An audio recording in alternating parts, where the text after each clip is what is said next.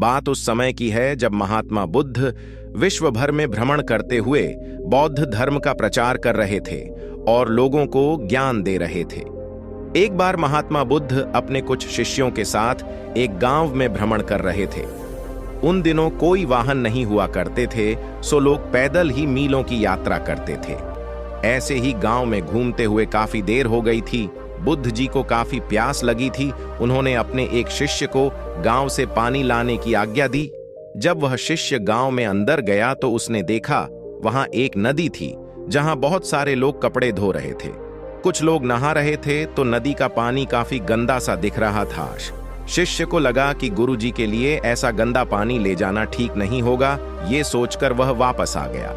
महात्मा बुद्ध को बहुत प्यास लगी थी, इसीलिए उन्होंने फिर से दूसरे शिष्य को पानी लाने भेजा।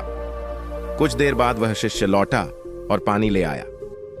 महात्मा बुद्ध ने शिष्य से पूछा कि नदी का पानी तो गंदा था, फिर तुम साफ पानी कैसे ले आए?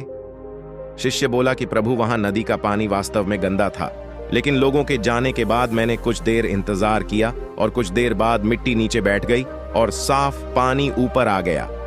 बुद्ध यह सुनकर बड़े प्रसन्न हुए और बाकी शिष्यों को भी सीख दी कि हमारा ये जो जीवन है यह पानी की तरह है।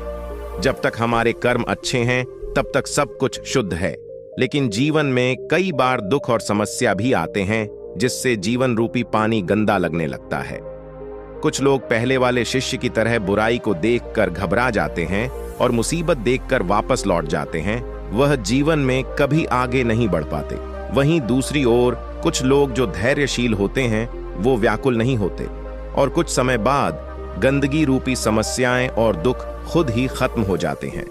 तो मित्रों, इस कहानी की सीख यही है कि समस्या और बुराई केवल कुछ समय के लिए जीवन रूपी पानी को गंदा कर सकती है, लेकिन अगर आप धैर्य से काम लेंगे तो बुराई खुद ही कुछ समय बाद आपका साथ छोड़ देगी। आप लोगों को ये कहानी कैसी लगी नीचे कमेंट के जरिए हमें जरूर बताइए। धन्यवाद।